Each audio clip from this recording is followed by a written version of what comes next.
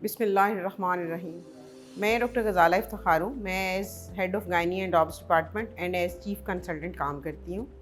आज हम एक टॉपिक पे बात करेंगे, being overweight during and before pregnancy, कि अगर आपका वज़न प्रेगनेंसी से और प्रेगनेंसी के दौरान ज़्यादा है तो उससे आपको और आपके होने वाले बच्चे को क्या नुकसानात हो सकते हैं।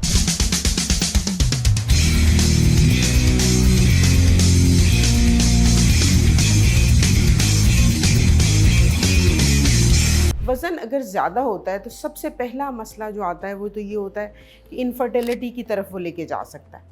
आपका बॉडी मास इंडेक्स जो है, जिसको हम कैलकुलेट करते हैं आपकी हाइट और वज़न के हिसाब से, अगर आप हाइट और वज़न को गूगल करके भी कैलकुलेटर पे डालें और उससे BMI कैलकुलेट करें तो वो आपको बता देगा कि आप किस BMI में फॉल कर रहे हैं। ये ख़ास फार्मूले के तहत हम इसको निकालते हैं, जो कि बहुत ही सिंपल है। अगर आपका बॉडी मास इंडेक्स 18.5 से लेके 24.9 के दरमियान है तो ये एक हेल्दी है। अगर आप 24.9 से 30 के दरमियान रेंज करते हैं तो ये ओवरवेट है। और अगर आपका बॉडी मास इंडेक्स 30 से ज़्यादा है तो इसको मोटापा या ओबेसिटी के ज़ुमरे में लेके आते हैं। अमेरिका में अगर आपका बॉडी मास इंडेक्स 30 से ज़्यादा हो तो आपको IVF की ट्रीटमेंट या टेस्ट ट्यूब बेबी की ट्रीटमेंट नहीं दी जाती। इसका मतलब है कि ये इतना ज़्यादा एडवर्स इसके इफ़ेक्ट्स होते हैं कि आपका वज़न प्रेगनेंसी से पहले ही कम होना चाहिए। पाकिस्तान में प्रॉब्लम ये है कि पहले प्रेगनेंसी हो जाती है और फिर हम उस पर बात करते हैं। बेसिकली हेल्दी मदर और हेल्दी चाइल्ड का जो कॉन्सेप्ट है वो हमल से पहले ही शुरू हो जाता है। अगर एक ख़ातून या लड़की हमल से पहले ही सेहतमंद नहीं है तो वो उसकी प्रेगनेंसी के दौरान भी उसकी सेहत मुतासर होगी, उसके बाद उसके बच्चे की सेहत भी मुतासर होगी, उसकी डिलीवरी के दौरान और उसके पुरपेरियम या छिले के दौरान भी उसकी सेहत मुतासर ही रहेगी। इसलिए बहुत ज़रूरी है कि हमल से पहले सेहत को ऑप्टिमाइज़ किया जाए या वज़न को पहले से कंट्रोल किया जाए। तो वज़न का जो सबसे बड़ा इफ़ेक्ट है, अगर बॉडी मास इंडेक्स ज़्यादा है तो उसको हमल से पहले ही कंट्रोल करने की ज़रूरत है, क्योंकि पहला इफ़ेक्ट जो आ सकता है वो इनफर्टिलिटी या सब फर्टिलिटी की तरफ लेके जा सकता है। अगली बात यह है कि अगर हमल हो जाता है तो आम पॉपुलेशन के मुकाबले में इनमें 25% अबॉर्शन का रिस्क भी बढ़ जाता है कि शुरू में ही हमल ज़ाया हो जाएगा मोटापे की वजह से। अगली बात यह है कि बच्चे में पैदाइशी नकाइस भी आ सकते हैं अगर वज़न इंतहाई ज़्यादा है और उसके साथ कोई और कोमॉर्बिडिटीज़ भी है, तो बच्चे में न्यूरल ट्यूब डिफेक्ट्स का चांस भी हो सकता है, जिसके लिए 5 मिलीग्राम फॉलिक एसिड की गोली लेना बहुत मुफीद हो सकता है। और ये 5 मिलीग्राम फॉलिक एसिड की गोली हमल के से पहले से शुरू करना ज़्यादा ज़रूरी है, क्योंकि हमल से कम 1 महीना पहले से इसको शुरू करना ज़रूरी है। हमल में बच्चे के जो अज़ा हैं वो 8वें हफ्ते से लेके 11वें हफ्ते तक बनते हैं, तो फॉलिक एसिड जो है वो बच्चे के अज़ा बनने में मदद देता है। या एक ख़ास किस्म के जो डिफ़ेक्ट्स होते हैं जिसमें आधा सर बच्चे का बनता है और पूरा सर नहीं बनता, या कुछ और डिफ़ेक्ट्स होते हैं जिनको न्यूरल ट्यूब डिफ़ेक्ट्स का नाम दिया जाता है, उन डिफ़ेक्ट्स को रोकने में ये साइंटिफिकली प्रूवन है। तो जिन ख़वातीन का वज़न 30 या उससे ज़्यादा BMI की रेंज में आती हैं उनको 5 मिलीग्राम फॉलिक एसिड लेने की ज़रूरत है हमल शुरू करने से 1 महीना पहले। और अगर उन्होंने उससे पहले शुरू नहीं किया तो जो ही उनको पता चलता है कि वो हामिला हैं, उन्हें फ़ौरन से पहले शुरू कर लेनी चाहिए और इसको 13वें हफ्ते, हमल के 13वें हफ्ते तक जारी रखना चाहिए। 5 मिलीग्राम फॉलिक एसिड वो मिकदार है जो आम तौर पे गोलियों में नहीं होती। आम गोलियां जो बाज़ार में मिलती हैं वो 400 या 600 माइक्रोग्राम्स की होती हैं। जो लोग ओवरवेट हैं उन्हें ज़्यादा मिकदार की ज़रूरत होती है, इसलिए 5 मिलीग्राम फॉलिक एसिड की गोली खाना उनके लिए as soon as possible in pregnancy या प्रेगनेंसी से पहले से शुरू कर लें और कम से कम 13वें हफ्ते तक उसको कंटिन्यू करें।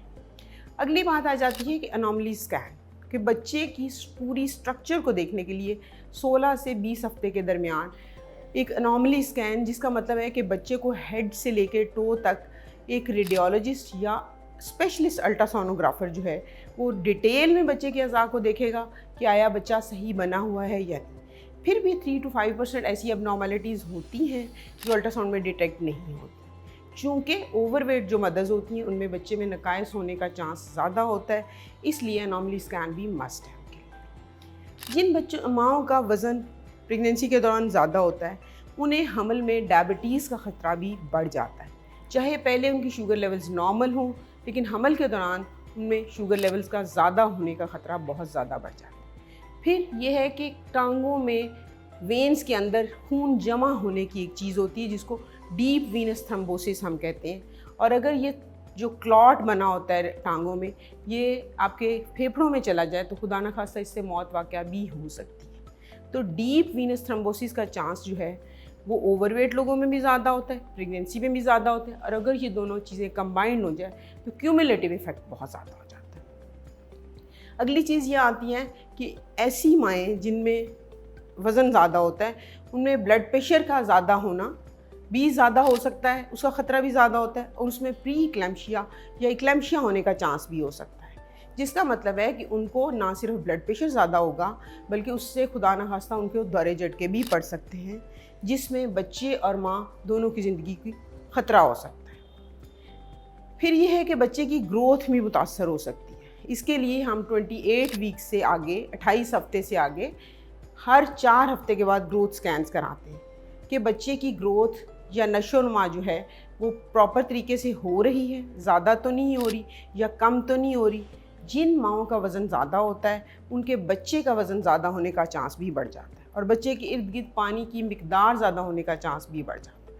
अगर बच्चे का वज़न ज़्यादा हो तो उसका दौरान डिलीवरी ये भी हो सकता है कि बच्चे के जो शोल्डर्स हैं या कंधे हैं वो डिलीवरी के दौरान फंस जाए, जिसको हम मेडिकल की ज़ुबान में शोल्डर डिस्टॉर्शिया कहते हैं, जो एक इमरजेंसी है और उसमें बच्चे की खुदा न खास्ता मौत भी वाक़या हो सकती है। तो बच्चे का वज़न ज़्यादा होने की वजह से और दूसरा माँ के ओवरवेट होने की वजह से या मोटापे का शिकार होने की वजह से ये भी हो सकता है कि उसको सही तरीके से या कुदरती तरीके से दर्दें ही शुरू ना हो, और उसको जो मसनूई दर्दें लगाने की रेशो है वो भी ज़्यादा हो जाती है। मसनूई दर्दें लगाने की रेशो ज़्यादा होगी तो एक ऑपरेटिव डिलीवरी, जिस तरह से फोर्सेप्स डिलीवरी या वेंट्यूस डिलीवरी का चांस भी बढ़ जाता है। फिर माँ के सिजेरियन होने का चांस भी बढ़ जाता है, और अगर सिजेरियन होता है तो इसमें खून ज़्यादा बहने या बाद में इन्फेक्शन हो जाना, इस तरह की चीज़ों का भी मसला ज़्यादा हो जाता है।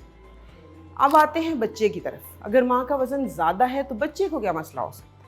पहली बात तो ये जो मैंने आपको बताई कि हमल होने में मुश्किल होती है, बच्चा कंसीव करने में मुश्किल हो जाता है। अगली बात यह है कि खुदा न खास्ता अबॉर्शन की तरफ बात जा सकती है। उससे अगली बात यह है कि अगर हमल हो गया है तो उसमें बच्चे में कि अज़ा में डिफेक्ट आने का चांस है। फिर अगर हमल के दौरान शुगर हो गई है तो उसके बच्चे पे बहुत सारे असरात हैं। अगर ब्लड प्रेशर है तो उसके असरात बहुत ज़्यादा हैं। तो खुदा न खास्ता बच्चे की प्री टर्म डिलीवरी या 37 हफ्ते से पहले या वक्त से पहले डिलीवरी का चांस भी हो सकता है, जिसमें बच्चे को फिर बहुत सारे मसाइल का सामना करना पड़ सकता है, जिसमें उसका नियोनेटोलॉजी में एडमिशन और बाद में रेस्पिरेटरी डिस्ट्रेस सिंड्रोम, जिसमें बच्चा सही तरीके से सांस नहीं ले पाता, उस तरह के मसाइल भी शामिल। खुदा न खास्ता बच्चे की पेट में जो डेथ हो जाती है उसका चांस भी ओवरवेट जो मदर्स हैं उनमें ज़्यादा हो जाता है।